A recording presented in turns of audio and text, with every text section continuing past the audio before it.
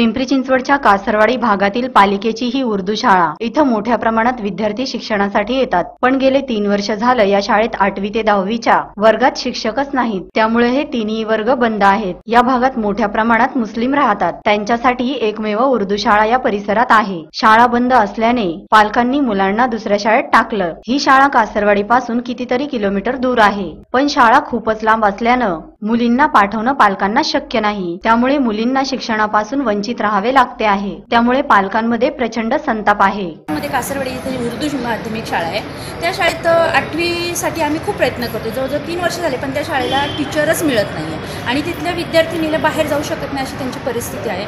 आणि ह्यांच्या ज्या माझ्या मागे महिला जमलेल्या आहेत त्यांच्या पूर्ण मुली आहेत, त्यांना असं की बाहेर निगडीला वगैरे शाळा आहे, पण त्या पाठवू शकत नाही। त्यांची आर्थिक परिस्थिती नाही आणि मुळात म्हणजे त्या बाहेर पाठवायला मुलींना घाबरतात। आणि मुळात म्हणजे इथे एवढी शाळा चांगली असताना, एवढी सुंदर शाळा असताना आम्ही बाहेर का पाठवायचे? तर आमची एकच मागणी आहे, 8वी 9वी 10वी आम्हाला ह्यांनी नगरपालिकेने टीचर द्यावे बस। तेच आम्ही त्यांना वारंवार, जे तिथल्या प्रिन्सिपल आहेत त्यांना आम्ही वारंवार विचारतो की कोणते 3रीसाठी शिक्षक नाही आता, 2री 3री 4थी असे एकत्र घेऊन एक मिस शिकवते, तिथे टीचर नाही। आम्ही त्यांना वारंवार प्रिन्सिपलला सांगितलं की तुम्ही आम्हाला टीचर द्या, तर त्या म्हणतात मी नगरपालिकेला अप्लाय केला आहे, पण नगरपालिका आम्हाला टीचर देत नाही। आणि आता तर 8वीचा इतका कहर झाला आहे की अक्षरशः त्या म्हणतात की तुम्ही LC घ्या आणि जा म्हणून। पण आता ह्या सगळ्या ज्या महिला आहेत ह्या लांब पाठवू शकत नाही मुलींना, मुली तरुण आहेत त्यामुळे ह्या घाबरतात पण आहे, पण त्यांना मुलींना शिकायची इच्छा खूप आहे। त्यामुळे आम्ही खूप प्रयत्न करतोय, नगरपालिकेला आम्ही रिक्वेस्ट करतोय सगळ्यांना की आम्हाला टीचर तुम्ही 8वी 9वी 10वीसाठी टीचर द्या। हाँ, बच्चे का पढ़ाई हमारे नुकसान हो रहा है। 7वीं में है, इसमें भी टीचर नहीं है। 8वीं में एक बच्चा था, अभी 9वीं में जा रहा है, उसके लिए भी 2 साल 1 साल हुआ खुल के, वो भी अपने लोग को कुछ मालूम नहीं पड़ा था। अभी हम लोग को जब मालूम पड़ा तो हम लोग यहाँ तक आए। तो अभी हमें क्या चाहिए?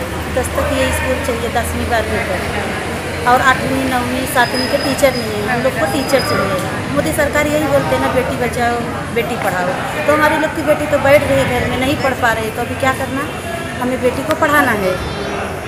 हमारे लोग के पास ऐसी रखने नहीं है कि हम लोग जो है यहाँ लाएंगे इंग्लिश मीडियम में करा सकते, तो हम लोग वहीं पढ़ाने वाले हैं। ठीक है, आपका नाम बताइए। हमारा नाम रेशमा क्लास। या संदर्भात नव्यानेच पदभार घेतलेल्या आयुक्त श्रवण हर्डीकर यांना विचारलं असता महापालिकेच्या शाळेत शिक्षकाविना कोणीही वंचित राहणार नाही असं आश्वासन दिलंय।